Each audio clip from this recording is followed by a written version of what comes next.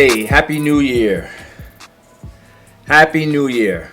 And welcome to another episode of the Rally Point. And today I just want to talk to you about something that's kind of dear to my heart. And I just want to let's talk about today the difference between a male and a man. A male and a man. You know, a male only has one X chromosome and one Y chromosome in your DNA. That's all you need to be a male. It's the bare minimum of what it means and what it takes to be male. I mean, it's a big difference between a male and a man. A male is like the bare essentials. It's like if I were to make a cup,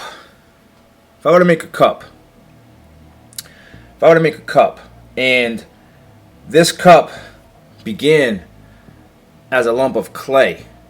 Right? I wish I had a lump of clay here with me, but this cup began as a lump of clay. And that lump of clay was the bare essentials, the bare ingredients that it takes to make this cup. See, and what happens is a potter had to come in. A potter had to come in and had to form that lump of clay into the form of a cup.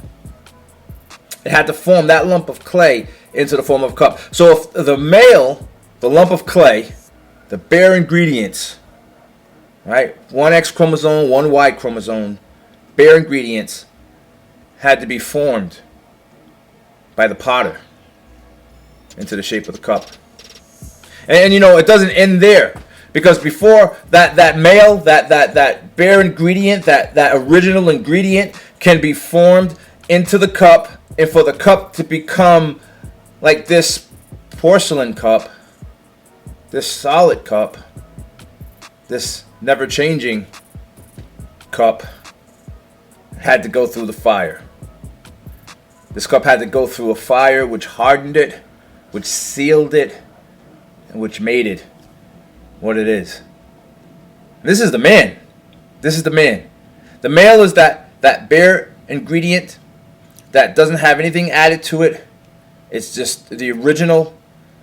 And the man is the one that's come through the fire, through the flames, and has formed into something solid. A man is a male who exhibits some degree of masculinity. That is, he has a mindset of being masterful, a change agent, being able to affect the world. A man operates from a set of personal principles. He behaves in a constant manner. He has defined himself. A man has defined himself. A man has a sense of ethics that governs his principles. His yes is yes and his no is no. He does what he says he's going to do. A man realizes the role of society and behaves with respect for others. A man takes care of his family. A man honors his marriage and his wife.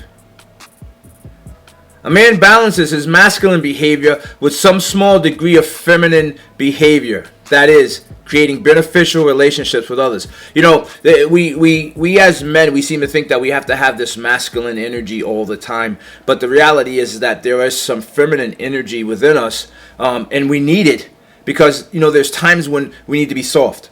There's times when we need to be vulnerable. There's times when we can't be afraid to weep with those who are weeping, to mourn with those who are mourning. That's the sign of a real man. A real man isn't ashamed or afraid to show his feelings, to be transparent about who he really is.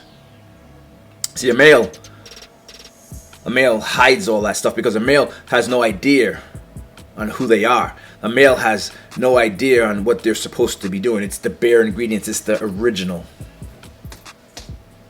And the problem is that we have a lot of males running around becoming fathers. A lot of males running around becoming husbands. And because of it, we're lacking and we're losing a generation. A generation of our young people who then don't know what it means or the difference between a male and a man.